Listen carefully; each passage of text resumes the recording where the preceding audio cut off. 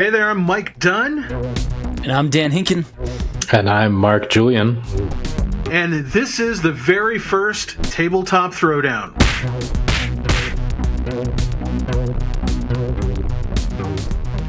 Welcome to Tabletop Throwdown, where we actually talk about just tabletop games, TTRPGs, board games.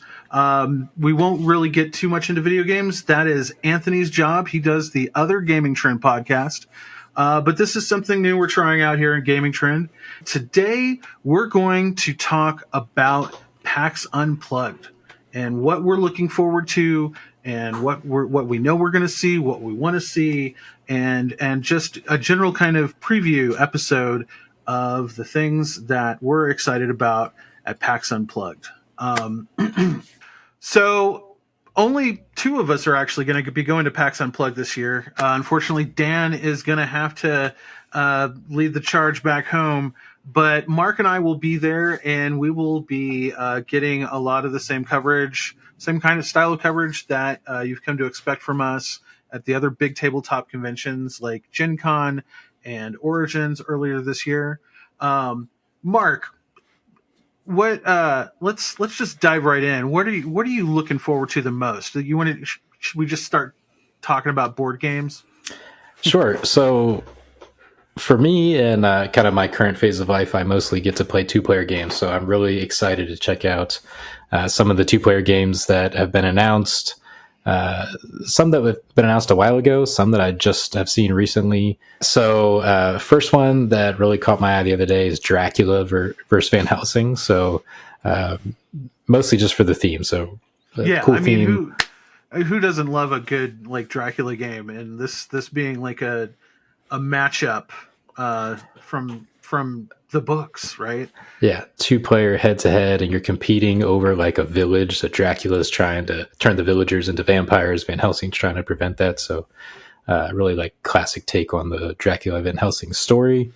But in a head-to-head two-player game, it's really like a small box. You can take it anywhere, play on a small table. So it looks really interesting. Is it like a card game? No, it has a board. I know, Dan, you've seen it. Yeah, so it kind of you kind of have a hand management type of thing. So I think each round you're drafting a card, and then you can either discard that card for its effect, or you replace it with one that's in your tableau that's kind of hidden from the other player. And then at the end of a round, and you play over a series of rounds, you kind of see who has control of the board and who gets to flip over. And it's almost like an area control type of thing, like who's making the most vampires or who's turning the most citizens away. And so you're kind of managing the hand and the numbers that are in your hand, but you're also discarding things for effects that you take against the other player. So it's kind of a cool little head-to-head type thing. Now that's appearing on one of the showcases at PAX Unplugged, is it not? Yeah, it looks like it's Mandu Games, a smaller publisher. I haven't heard of those guys too much, but I think a lot of the games that we were kind of focusing on tonight was from some features that are going to be out there, because there's going to be so many different things, and there's going to be new publishers there that we're not even going to know who's there, and some we get to see some diamonds in the rough. But I think a lot of the games that we're looking at are from the featured collection that they're featuring. Yeah, so if you've ever been to PAX Unplugged before, Mike and Jerry from Penny Arcade like to kind of put a spotlight on some indie games, and this year is no different. But it's weird because there's featured games, and there's going to be they've been given special deference to that in the expo hall. I don't think those are going to be in the same place, but they will have like a special banner that says this is a featured game of PAX Unplugged. And then there is a list that they've done with the PAX Rising Showcase, which is a more curated list that they've collaborated with Kickstarter on. So a lot of these are games that are about to come to Kickstarter, or are just still kind of like in the early stages of like trying to figure out how they're going to get published and distributed.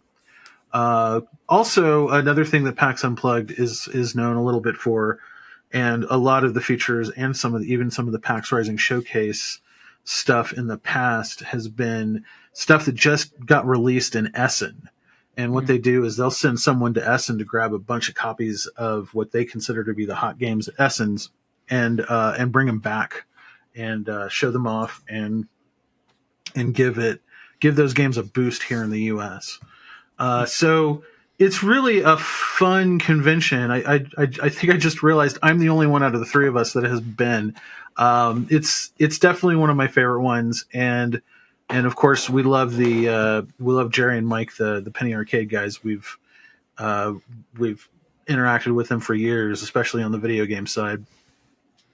But anyway, so is Dracula versus Van Helsing, is that one of the featured ones? Yeah, it's coming from the featured list that they put out. Okay, got it. Yes, I see it now. Yes. All right.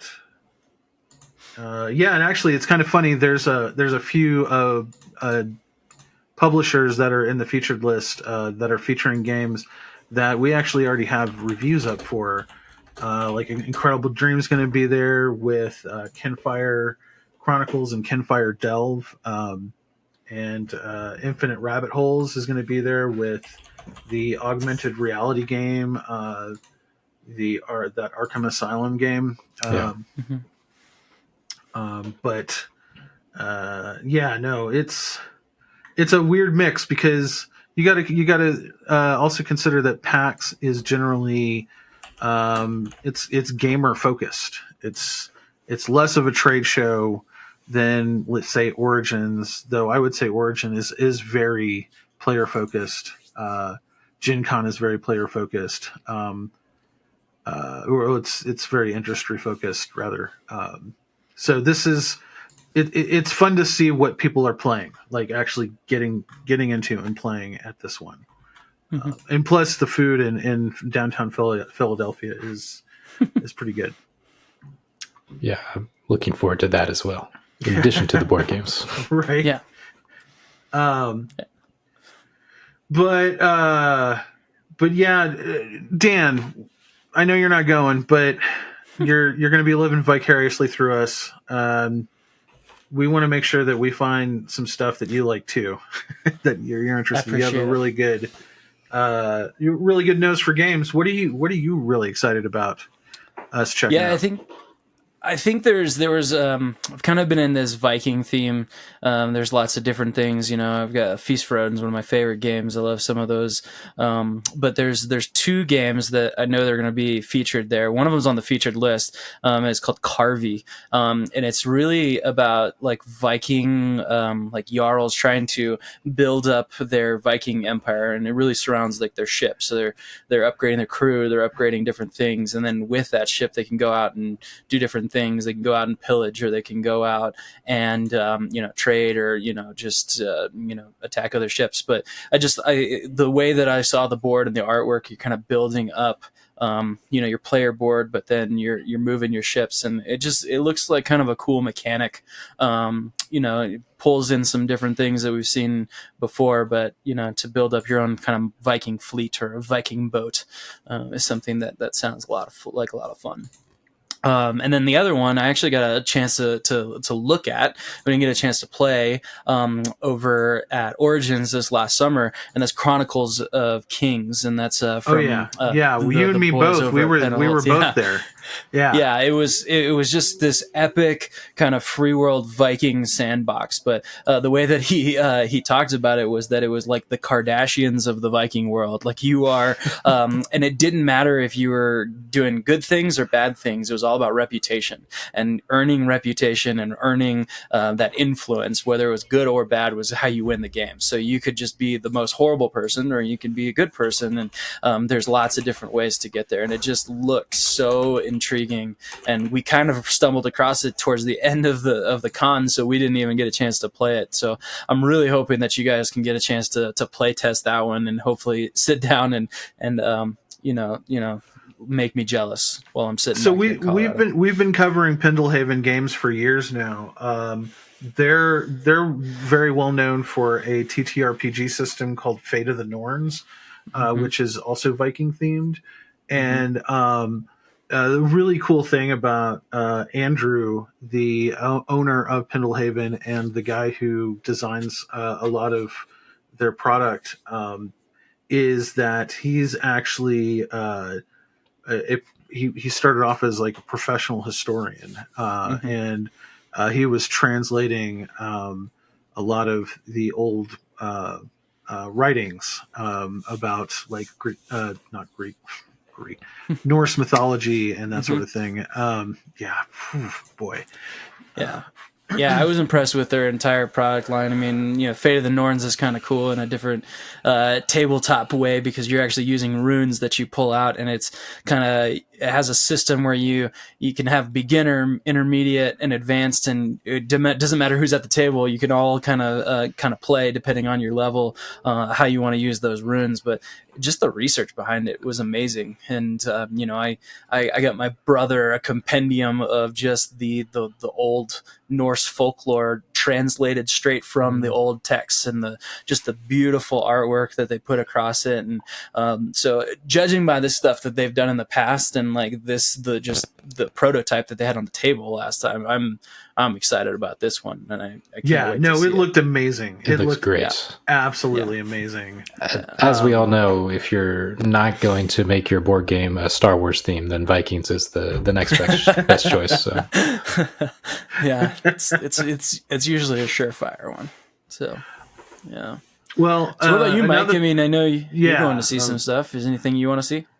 Okay, so there's a couple of things in particular that I'm very excited about. The first one being we got one of the first looks of this game at Gen Con. It's by a new relatively new game publisher that has had a pretty big smash run of a hit this year with Distilled. And the game that I'm talking about is their follow-up to Distilled, Luthier, which, if you don't know what a luthier is is someone who designs musical instruments. Historically, that's been, primarily like string instruments like violins and cellos and that sort of thing. But for the purposes of this game, it's been kind of broadened a bit to include all instruments, within an orchestra kind of setting. So we got a first look preview of that at Gen Con, and this morning I set an appointment for us to get a full 90-minute hands-on demo of the game. I can't wait to see how it's progressed since Gen Con. I mean, the mechanics and like kind of like the interplay of the board at Gen Con was already feeling pretty good. The visuals, I think, are probably there's going to be a lot more visuals incorporated into this version of the game. So I think it's just going to look beautiful, and I just can't wait to play it. Distilled is hands down one of my favorite games of the year so far, and don't be surprised if you see it on my my game of the year list when we go live with that in January. Yeah, I enjoyed Distilled a lot, and just lots of the components and just the attention to detail and just some of the fun mechanics. So I'm excited about Luthier coming out as well. Yes, Paverson Games actually just announced they'll have 2 artists featured for that game. For Luthier, one of them being Vincent Dutray, who does fantastic artwork. I've seen his work before, and then the other one is, and I apologize, I'm going to say this wrong, Guillaume Tavernier. Guillaume. There you go. Yes. I think that's how you say it. Who also has really, really beautiful looking work. So, yeah, I think they were bragging on that at Gen Con. It just was the artwork wasn't in place yet. Gotcha. Yeah, I'm still trying to figure out from the pictures, are the Vikings playing the instruments or are they taking them somewhere? Vikings. Yeah. yeah. Vikings and everything. Just give me the Vikings and everything. Vikings and Mozart. Two great tastes that taste great together. love it. Love it. All right, Mark. Got anything that isn't Vikings? I do actually. So if we want to go back to 2-player games, there's another game that Aldebaran Duel. Hold up. And I'm saying that one wrong too. You are. It's Aldebaran. Aldebaran Duel. And the Which is reason a star system. That makes so much more sense now. Yes. The reason I initially was interested in this is because I misread it as Alderaan, and I thought it was a Star Wars game. So naturally, I had to check it out. But Your other love. yeah, but it's it was just enough to get you hooked, to like reel you in. Yeah. So looking at it though, it's a duel, so it's a 2-player game, space theme, but it's really like kind of complex and heavy looking for a 2-player game, which I really enjoy. It's got these planet cards that you're collecting, and you're building mining stations and shuttles and colonizing planets and using the planet cards in like different orientations to set stuff up. So it looks like pretty intense and really cool. So I definitely want to check this out. And then if we could get a play test of it at PAX would be fantastic. Nice. Yeah, that one definitely looks cool. Just kind of upgrading the ships and looking at how you mine the resources, and you don't see one with a complexity of like 3 very often for a 2-player game, or up there. And I think my favorite 2-player game is a Star Wars game. It's Rebellion. Which really is 4, but it's a 2-player game. Let's just be honest. It's not 4. It's too far. I think Mark's actually the one that taught me that one. So yeah, Rebellion is my favorite game, my number 1 game of all time. And I love complex 2-player games, but they're typically table hogs, huge games. That Rebellion, War of the Ring. This is like, I wouldn't say it's a small game. There's a lot going on with the cards, but it's not like a huge table hog like that. So pretty cool to see a more like complex 2-player game that's not super light like a lot of 2-player games are. Yeah. Very nice. All right, Dan. Aldebaran. Aldebaran.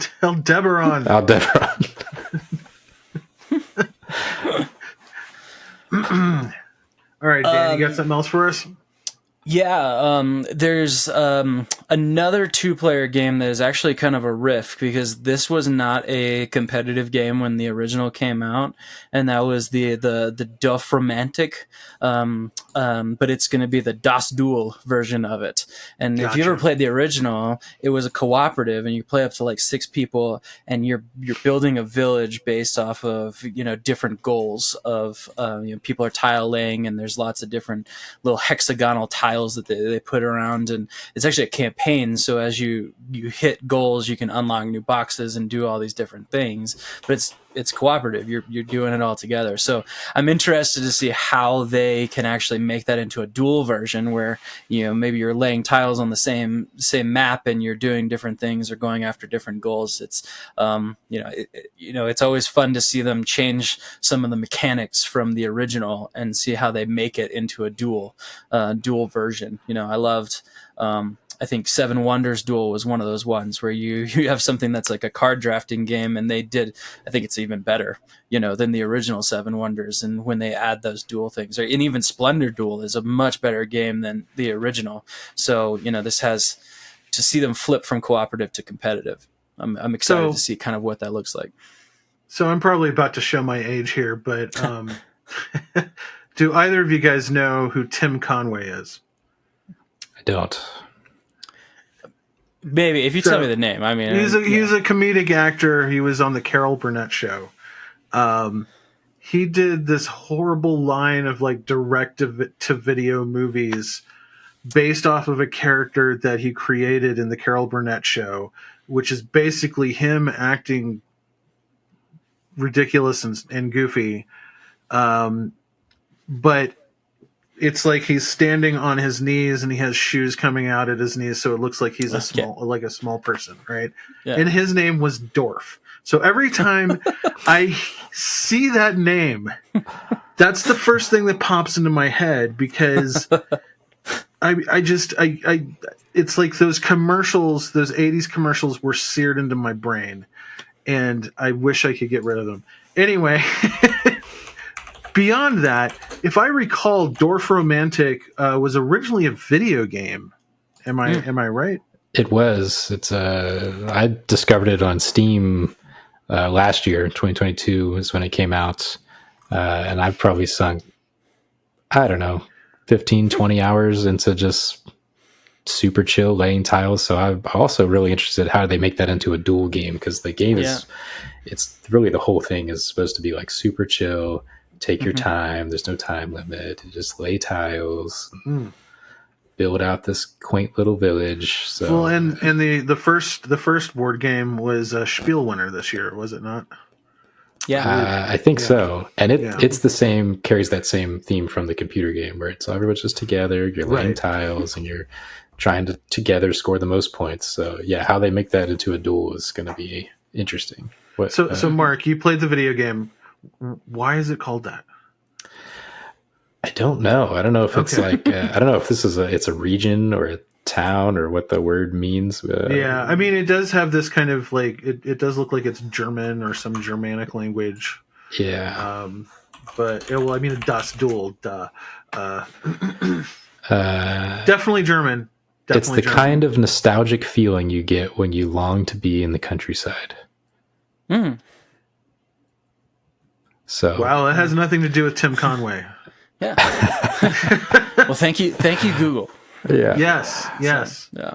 Okay. Well, all right. And if you look at the box, it's got a big windmill and stuff on it, and this is just some news that came out recently. But one of my favorite companies, and this is another game that's going to be featured, so it goes there, is Board and Dice. Like, they've just been putting out some really amazing games lately, but they just announced their next release, which is something called Windmill Valley, which I got a chance to play test, and it's just a really cool thing about windmills, and just it's super serene, and you're planting tulips, and you're doing all of this stuff and managing water supply and building windmills, and it may not be everybody's cup of tea, but like the strategy in there was super deep. And so it reminds me along the same vein of like that Dorf Romantic and those, the nice, calm, serene type of thing with a lot of strategy kind of putting in there. And one of the is that going to be a PAX Unplugged? It's not, but the other one that I know you really loved when we played it a couple weeks ago is Nucleum, which is going to be featured. And oh man, I loved Nucleum. And he's laughing because we played a pretty chunky game, and then we played it after, and so I think our brain power was a little and the teach was there. There's a lot of rules to it, but there was something about Nucleum that I just loved in terms of like all of the like little synergies and the planning ahead and being able to get new tiles. And a lot of people will compare it, there's different networks that you have to create, similar to things like in Brass, where you have to think about your lines and doing that kind of thing. But also on the other side, you got things like Barrage, where you're needing to get resources and fulfill contracts and energize different buildings. And it hit for me on a lot of different levels. I know that first play that we had of it was a little bit rough and chunky, but the more I play it, in my defense. In my defense, like, what did we play right before that? I forget. It was something pretty chunky as well, if I recall. Yeah, I think we might have learned Apiary for the first time, or we did something else. No, it was something else. Yeah, we definitely played some things that were a little brain burner for sure. Yeah. So basically, when that hit the table, I was not mentally prepared for the amount of burn. For the amount of stuff, and like, I got very upset not with everybody else. I got upset with the rules, because the rules probably weren't the greatest. I don't know. I could have just been in a bad mood. Yeah, could have just been cranky. I get cranky sometimes. Have you played Barrage, Mike? I have not played Barrage, but I have played Brass, and I really, really like Brass. Brass Birmingham, that is. Mm-hmm. Haven't played. It's the same. It's the same designers as Barrage, right? Like this is. Okay. It's I wouldn't say sequel, but it's their next game, Yeah. so it kind of builds on that forward planning aspect of Barrage, where you have to plan ahead and trickle down resources through the kind of system. I liked what was going on. The thing that annoyed me was that I just wasn't prepared to intake that much of a game's language at that point in the day. Like I had already spent some of that juju in the previous games, and I was working at a deficit. I get it. I think I was also hangry. Like, didn't I like mess up? Yeah, yeah. I messed up and accidentally I sent my store. food to my house instead of the game shop, and I was like, God! And I was already like starving. Like, I was about to gnaw my own leg off. That's how starving I was. So yeah, no. I do want to play it again sometime. Yeah, I don't dislike it. Yeah, didn't have a problem with it. No, I get you. And just to give another plug to another great board and dice game that I played recently is Barcelona. If you guys want some beautiful board game, I put it on my top list of the year. My wife loves it. I've taught it to a few people, and just there's a lot of points. Don't get me wrong, they're like in the 300s and 400s, but it's just I love the strategy and the way that it goes, and it's pretty easy to learn with some deep strategy, which are some of my favorite games. Is those easy rule sets with the deep strategy. I think Brass Birmingham fits into that. There's not a whole lot of rules in there, but there's so much strategy of how you're going to actually implement some of those things. And, totally. So you're about to post a review of that, right? Yeah, I'm actually working on a review of Barcelona, just because I want to get it out there and get people on that game. And I'm a history teacher. I used to be a history teacher, and for many years. And so I love when history and theme come together and married, and people think about that. And the Danny Garcia, the guy who designed the game, he thought about all the different things, and he's actually the one that is doing Windmill Valley as well. So I love the way that he's already been thinking about, like, how do you meld history and game and theme rather than just pasting on a theme and trying to make it stick. Like, you actually think through why you're doing those things, which it just adds another layer for me as a history guy, somebody who loves that stuff, and it'll definitely get me to buy something and play it again, knowing that they put that time in it. So nice. Now, Mark, what were you about to say? Oh, it's just going back to Nucleum. The designer of that is on a roll. I was just looking at his work. 2023. He's got Darwin's Journey. Anunnaki. Hold up. Really? Wait, Darwin's Journey? One of the other games in my top 5 for the year? Okay. Yeah, same designer. All right. Okay. Rats of Wistar, which I was just looking at. Now looks I do want to play it that's again. a new one. Yeah, nice. There's a couple people, because if I'm not, was it David Turksey that was on there as well? He's a co-designer. He does a lot of the solo variants. Mm-hmm.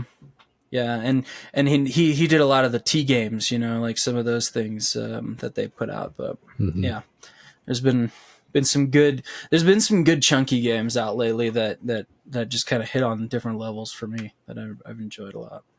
Yeah, there has been, you know what it is. It's Essen, and kind of like that epicenter, like, despite Spiel de Jahr, like focusing on less chunky games, like that's like the epicenter of the chunky Euro, right?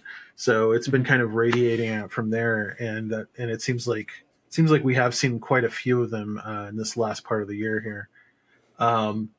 But let's shift gears over to another historical themed game. I'm actually very excited about this one for another number of reasons. I did back it on Kickstarter. I believe the Kickstarter just ended last week. Molly House, which is historical worker placement game about the queer community in London in 17th and the 18th century.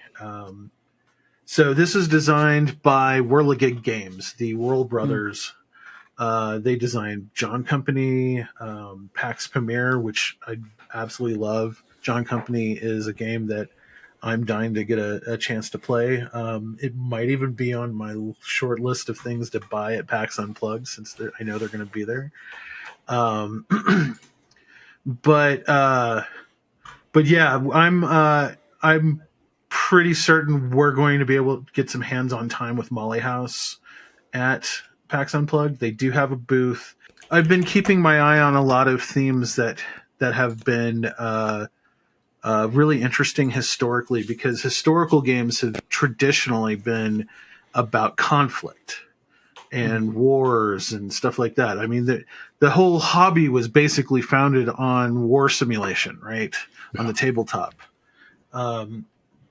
So when I see something like this, where it's a worker placement game that is that shows some respect to the historical queer community of that era. I have kids that are queer, and I've had a lot of queer friends, and I think it's nice seeing games like this. There was a Stonewall game that came out. And we interviewed Tori Brown at Origins about Votes for Women, which isn't queer, but it is definitely kind of along the same line as far as like historical games go. So like just the theme, like I just have to see how this plays out as a game, and will it help us like kind of relearn some of those lessons that may have been lost since that time, right? So I'm looking at the BGG page for this because I saw it on Kickstarter. I saw it was Cole Worley, who I root as one of my all-time favorite games.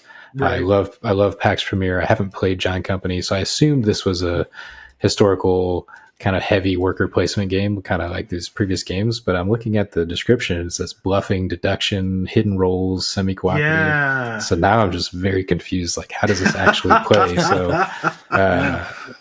yeah. So it looks really awesome. Just definitely something that is not like a lot of other games out there. So, so yeah, very, very intrigued. And it's coming from some good designers. So, yeah.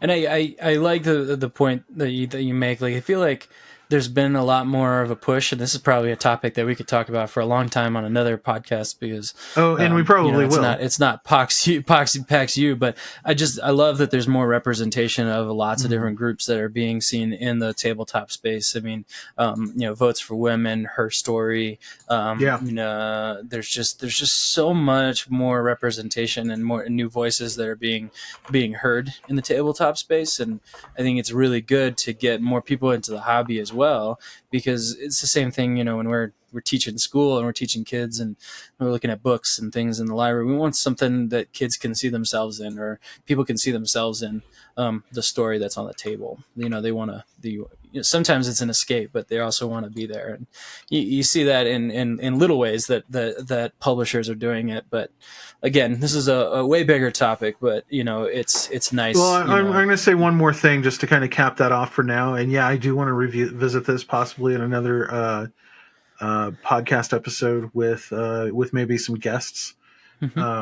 But I've actually kind of taken it on as a mission to help these diverse creators get a platform. That's why I sought out Tori Brown. That's why we're going to be speaking with Elizabeth Hargrave at PAX U. She and I have been circling around doing an interview. Now she's got Fox Experiment, which is just hitting backers, and Undergrove, which is right now on Kickstarter and will be through the convention. And then we're going to do a follow-up interview with Connie Vogelman who designed Apiary. So very. I want to make sure people find out about these games, especially stuff like Votes for Women, especially stuff like Molly House, just because I think culturally they're important. And and as a hobby, it warms my heart to see the diversity that's finally starting to kind of creep in. Not just in terms of players, because I think we're getting there. We've been getting there quite a while with players, but in terms of themes and the things that those kinds of players are looking for when they're trying to see if they're represented in these games. So yeah. Ooh, I got all serious for a minute. Hey, you know what? I mean, we said we were going to be doing PAX U, and we've gone, taking some tangents. But I think that's some good things for the first podcast. Well, I mean, some things to come and doing some stuff. That's kind of what we want. That's kind of why we wanted to do this, right? We wanted to be conversational. Yeah. All right, let's talk about a few more games, and then kind of wrap it up with teasing a few things that we're going to be doing at the con. Cool. So Mark, what you got? So I am a big fan of Invincible. I'm not a comic book reader, so I can't say I've read the source material, but I love the show. The source material is great. Yeah, it's on my Christmas list. The show is very faithful to it. I will say it's on my Amazon wish list, Mike. So if you want to hook me up with a Christmas present, I'll shoot you a link. But who, me? You know what, Dan? I'll send it to you too. We'll be fair.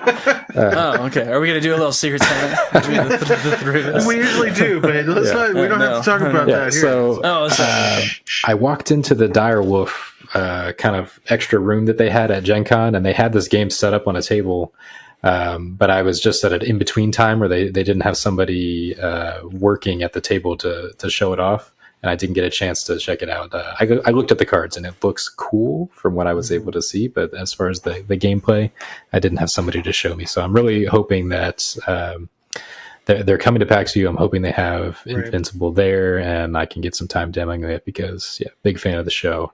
And I think it's a cooperative kind of deck builder game, sort of like. I mean, there's a lot of stuff happening with Dire Wolf right now too that is kind of coming to a head at PAX U. I know I want to check out the new weird standalone. I guess it's almost like a second edition of Dune Imperium. Yeah.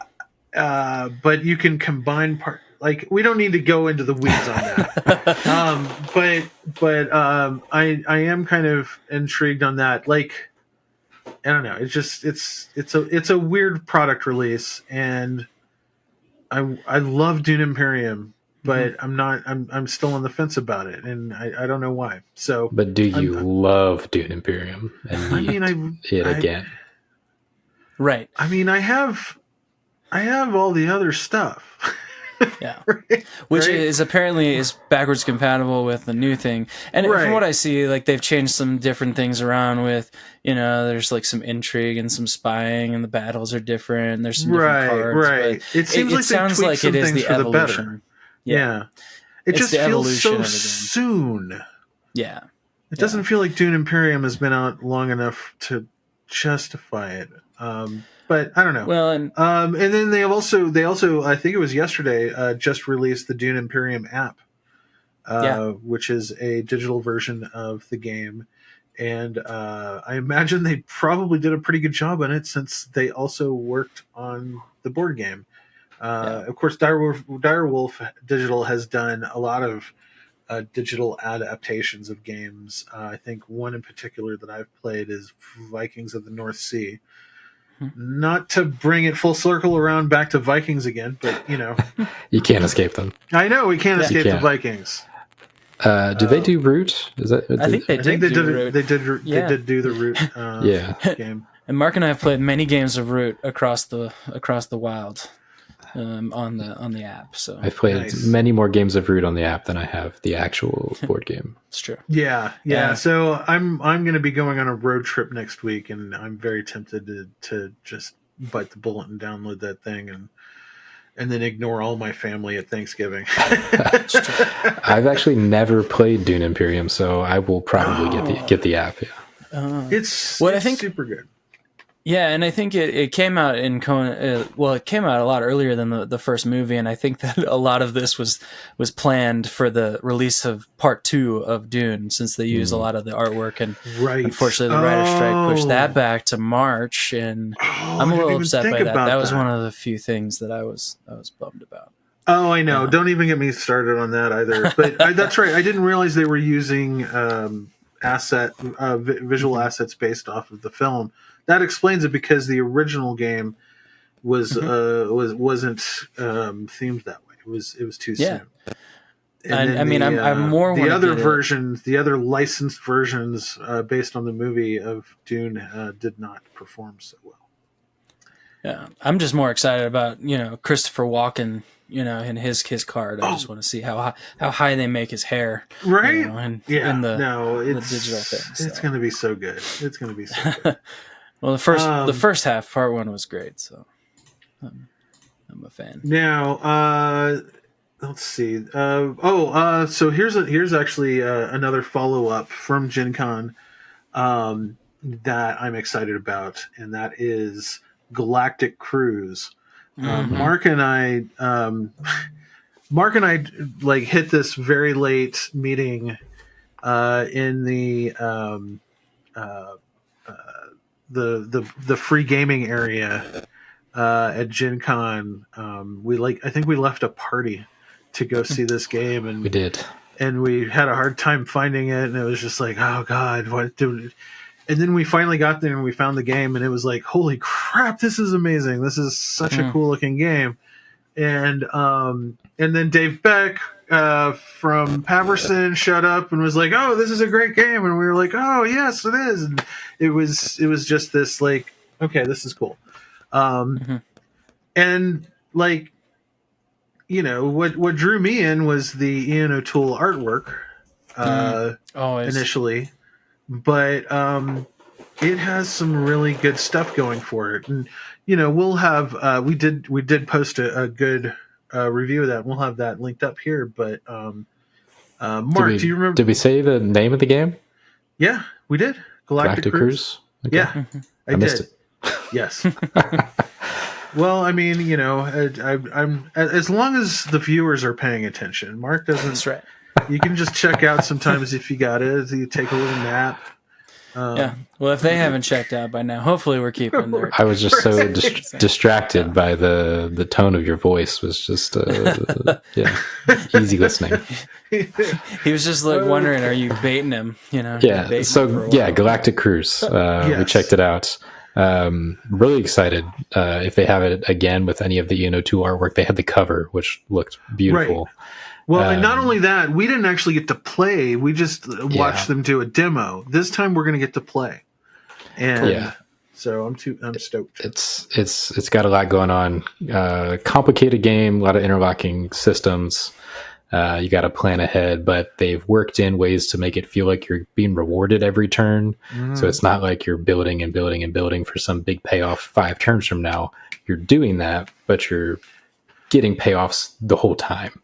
Which keeps it fun and engaging. Yeah, and I remember it had it's a worker placement game, but you can bump other workers off, and that I was trying when we were playing Apiary a couple of weeks ago. I was trying to remember where I had seen this mechanic before, and it was this game. It was Galactic Cruise, and I really like this idea of a worker placement game where the placement doesn't block like you can still do whatever you want. Now if you have to bump someone off, it's going to help them, but that's a lovely kind of decision to make, right? That's a fun decision to make, and I really like it how it's implemented in Apiary, and I think I'm going to like it in Galactic Cruise a lot more once I dig into it. And it makes you really feel like you can accomplish a lot in like a round where you get a worker bumped back, gives you some more resources, and now you have a worker to use again, versus a lot of worker placement games. You're like, okay, well, I put out my 2 or my 4 workers. I got 4 pieces of wood this round, and hopefully 3 rounds from now I can build a boat. But it's constantly giving you things to do and rewards. So really excited to demo that. Yeah, I'm a little jealous because I think I saw some beginning pieces at Origins and just kind of saw it from afar, and I just love the artwork. I mean, Ian O'Toole is one of my favorite artists. I keep looking back at some of the games and the things he's done, and I think he can bring another level. Carnegie was one of those that recently the re-implementation of Raw, some of those big Lacerda games that he's done as well. It just helps invite you in. Good artwork. Another podcast topic if we need to, which is art. Just the artwork can bring in. So welcome to Tabletop Throwdown, where we spend the entire time talking about the podcast we're going to do later, not the one we're doing right now. Come back. Yeah. Consider it a tease.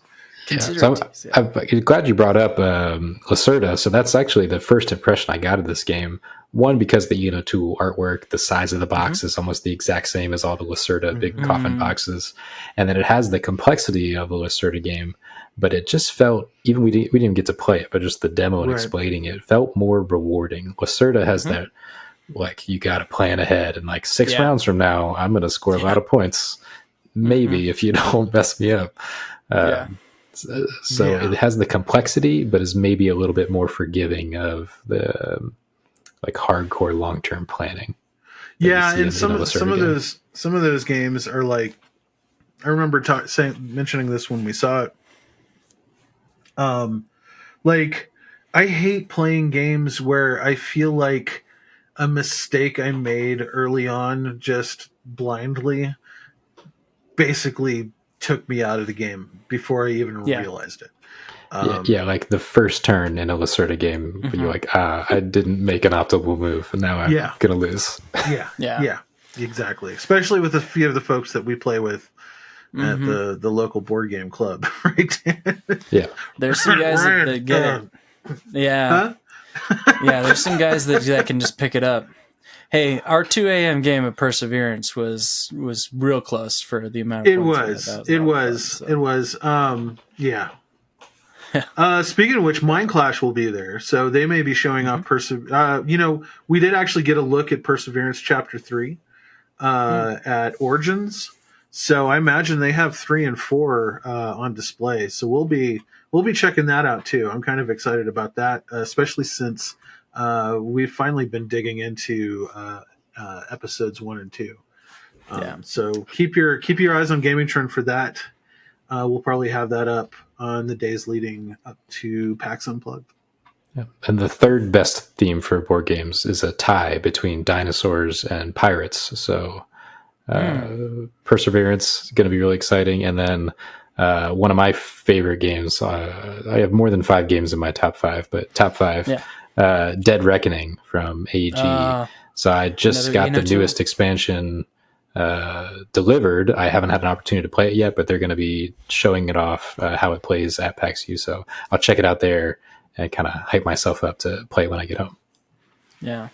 Well, and there's also it's Pirates of Maracaibo that are going to be there as well. That's going to be there as well. Which is another one in which I played through Maracaibo, the original campaign, which is it's always weird because you have things that carry over, but it's still a 3-round game that you're playing, and so I'm excited to see what they do with that. And I haven't played through the expansion campaign yet, but it's something that my wife will begrudgingly play with me because I beat her every time. But it's one of I love those games, and that's not the strategy. I know, but didn't you just get married, Dan? Yeah. I mean, you know what? I've trained her. She's starting to make some little vicious moves, and I'll look at her and be like, "I can't believe you did that. I'm so proud of you." Those kinds of things. But it's nice. Been good. But Maracaibo is just one that I just have the edge on. So, but there's been good things there. So excellent. Yeah.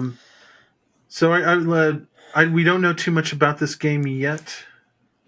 It is part of the PAX Rising showcase, and the designer is actually a friend of the site's, Ammon Anderson. The game that he has in the PAX Rising showcase is Twinkle Twinkle, which is a tile drafting game for 2 to infinite players. It's designed for like 4 players per box. You can combine boxes. You add another box, and it's 4 more players. Play is simultaneous, so it lasts 20 minutes allegedly, and no matter how many how many players you have. And you're putting out star constellations, comets, planets, asteroids, black holes.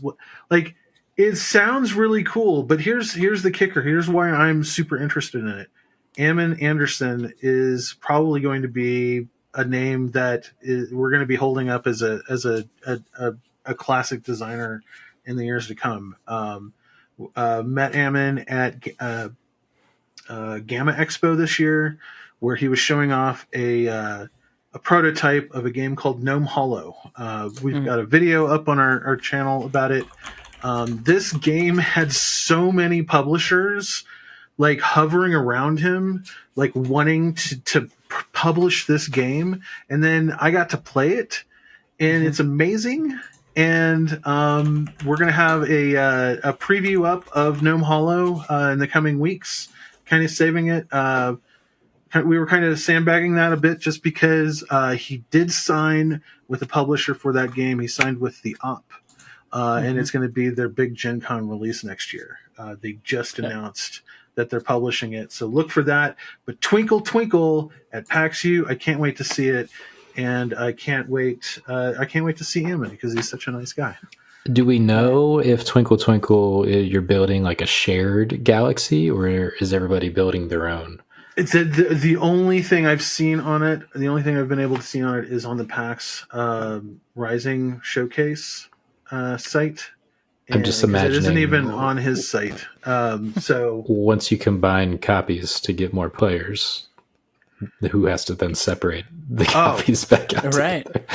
I imagine he's a clever guy. I imagine he's figured a way out on that one. Sounds cool. I also got to play I also got to play Gnome Hollow, and it was great. And it's actually kind of refreshing to see like the Op is getting into some more of these, these chunkier games. I think they're presenting the art project that's going to be there, and there's a lot of art themed games that have been coming out, but they've been doing that like head to head Disney Sorcerer's Arena, which has been a lot of fun to play through, and a lot deeper than you think as a good little skirmish head to head game, especially if you're fans of Disney. And they've had some good little there's a pickup and delivery game recently. They're coming out with a lot more of those good little those tabletop games that just have a little bit more teeth to them than pasting another Monopoly theme on the next box and putting it out and that kind of stuff. So it's been fun to see them. I agree. They've had like little bits of brilliance here and there over the years, even back when they were USAopoly, before they changed their name to the Op.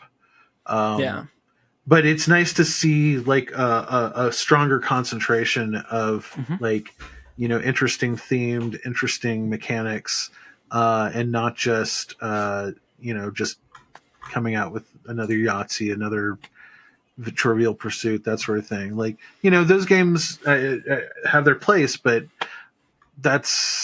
I'm definitely more interested in stuff like this, especially if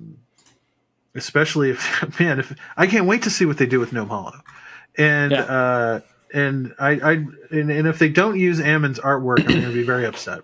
I can't wait to see their booth at Gen Con for it, if that's their themed release. Because my God, you're right. So we awarded the Op our award for the best booth at Gen Con. They were featuring Perfect Wave at Gen Con this year. And they had like a huge canvas of a sunset and a wave going across, and little like tiki huts and tables, and it was like, I want to chill here.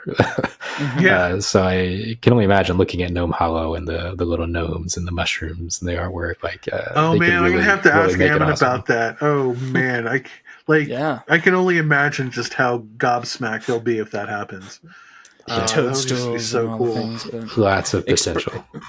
Express Delivery was the game I was thinking of. It was the delivery game I was thinking, but I got to look at that at Origins, and that was pretty cool. So, All right. Well, we got to wrap things up here. I just want to maybe kind of give everybody a little tease as to some of the things that we have already lined up at this point for PAX Unplugged. Like I said before, we're going to be speaking with Elizabeth Hargrave and Connie Vogelman, both awesome designers with awesome new games that are finally hitting tables or still on Kickstarter. We're also going to hit the Unpub room. This is something that we have a pretty large team hitting PAX Unplugged this year, so we're going to be able to do a lot more things than we used to. I think up to this point we've only had, I think the most we've had are 4 people. I think we're having double that. Last year we had 4 people on the away team, and then the twice before that we only had 2 people. So we've got 8 this year, and we're going to spread out and we're going to conquer. We're going to get a good picture of what's going on in the Unpub room. We're going to check out some live pit plays. Matthew Lillard's new show, Faster Purple Worm Kill Kill, that's on the D&D Adventures Network. Check out the interview I did with Matt a couple of weeks ago. And they're going to do a live version of the show. And the whole point behind Faster Purple Worm Kill Kill is that it's a party of first player characters, and the DM throws an impossible monster or impossible situation, and every episode results in a total party kill. Cue hilarity. So I'm really curious to see how that works out in a live setting. And then, of course, I'm a huge fan of Acquisitions Incorporated. They're going to be doing a live play of their campaign. I'm not sure who's going to be dimming that one. I imagine it'll be either Jeremy Crawford or Chris Perkins, who are basically the two big designer guys for D&D these days. And then Cephalo Fair has an exciting announcement coming soon. I would imagine that's going to be something at PAX Unplugged.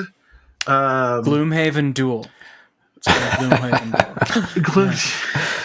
Duel. Fire Haven.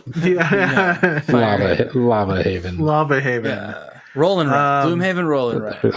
I would. Well, they might have something for their RPG to show off at PAX Unplugged, which I think would be super cool. Gloomhaven big box expansion. No. The Gloomhaven, the biggest box. It holds Gloomhaven and Frosthaven. The biggest together. Blackhaven box. Those things like in Cards Against Humanity. The Gloomhaven Mega Trunk. It holds Gloomhaven, Frosthaven, and like 5 children. It's just a small apartment. Yeah, it's a small apartment. It's a small. Okay. We're going to be at PAX Unplugged this week. It's going to be super cool. And then next week, after we get back, we will rush like little bunnies and get a follow-up episode to this, sort of a recap and wrap-up of PAX Unplugged. We'll probably have some footage from the con and some might even have some guest appearances depending on how things go. But then we're going to spend the rest of the year preparing for the actual launch of, or the season launch of Tabletop Throwdown. It's going to be some Tuesday in January, probably the second or third Tuesday if I would make a guess at this point. But that's what we're aiming for. And it should be an ongoing thing. It'll be me, and it'll be some combination of me, Mark, and Dan hosting it.